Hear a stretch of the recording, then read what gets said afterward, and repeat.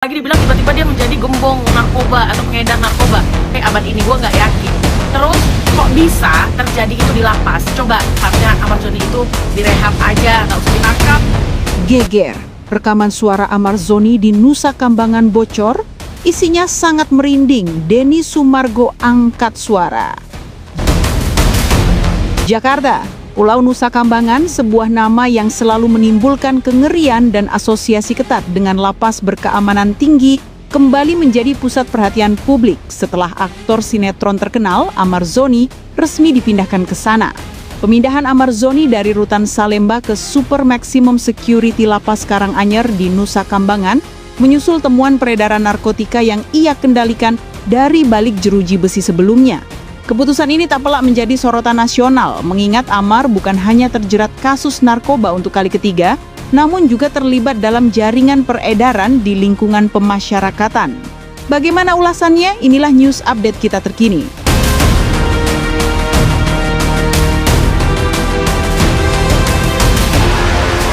Tak lama setelah kepindahannya yang dramatis, di mana ia dan 5 narapidana high risk lainnya dibawa dengan tangan di borgol, dirantai, dan kepala ditutup, publik dikejutkan oleh kabar berantai di media sosial. Rekaman suara Amar Zoni dari Nusa Kambangan bocor. Kabar ini sontak menyebar bara api, memicu kegaduhan. Narasi yang menyertai kabar tersebut sungguh merinding, seolah rekaman itu berisi jeritan putus asa atau pengakuan yang menggemparkan dari pulau penjara yang terkenal dengan isolasi totalnya. Keketatan pengamanan lapas Nusa Kambangan yang memang dirancang untuk memutus total komunikasi narapidana dengan dunia luar, membuat isu kebocoran rekaman suara ini menjadi trending topik yang sangat sensitif dan sensasional. Analisis konten yang beredar, suara haru bukan jeritan misterius. Setelah ditelusuri mendalam, rekaman suara Amar Zoni yang beredar ternyata bukanlah rekaman gelap berisi pengakuan merinding sebagaimana diklaim oleh judul-judul sensasional. Rekaman tersebut merupakan klip singkat dari sesi komunikasi yang diizinkan saat Amar Zoni mengikuti sidang perdananya secara virtual dari Nusa Kambangan beberapa hari setelah pemindahannya. Dalam video yang beredar, suara Amar Zoni terdengar lemah namun jelas saat menyapa sang kekasih dan ibunya yang hadir di ruang sidang. Momen paling mengharukan yang mungkin disalahartikan sebagai merinding karena membawa suasana kesedihan dan keprihatinan adalah ketika Amar menyambut sapaan sang ibu. Assalamualaikum Amar. Iya Bu, assalamualaikum. Ibu baik? Ibu apa kabar Ibu? Alhamdulillah baik ya di sana ya. Iya Bu, Ibu berdoa terus ya supaya dapat keadilan ya Amar. Iya Bu. Iya, kuatkan hatimu ya Amar.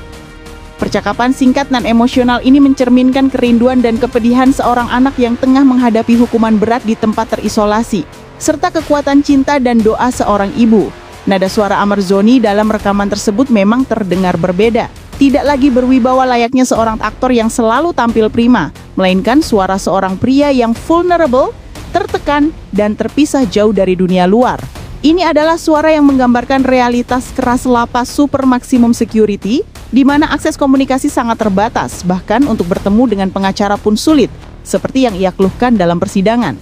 Keberadaan rekaman suara ini bukan karena kebocoran yang melanggar hukum, melainkan karena didokumentasikan oleh pihak-pihak terkait dalam proses persidangan. Akses yang terbatas, dinding batu Nusa Kambangan. Pemindahan Amar Zoni ke Nusa Kambangan dilakukan setelah ia dituduh sebagai gudang atau penampung narkoba untuk diedarkan di rutan Salemba, berkoordinasi dengan pihak luar menggunakan aplikasi komunikasi terenkripsi. Hal ini menjadikan Amar Zoni sebagai narapidana beresiko tinggi